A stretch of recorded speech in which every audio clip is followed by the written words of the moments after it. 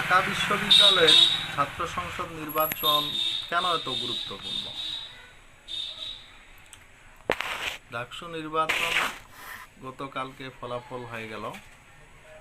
ডাকসু নির্বাচনে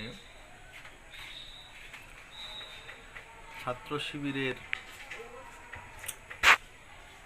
বড় 3 পদেই জয়লাভ। এটি আসলে কি প্রমাণ করে?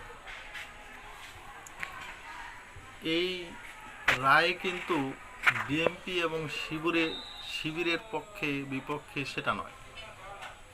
এটি হলো বিএনপির চাঁদাবাজি, টেন্ডারবাজি এবং এই যে বিভিন্ন অপকর্মের একটা চূড়ান্ত ফলাফল।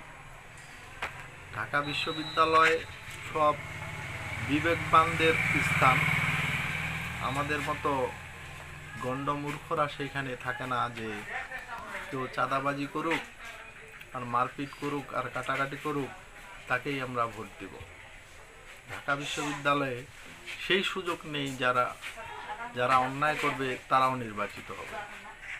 তাই আমরা যদি গত কয়েক মাসের বা 5ই আগস্টের পর থেকে আমরা লক্ষ্য করি, তাহলে এই রায় খুব অবাক হওয়ার মতো কিছু নেই।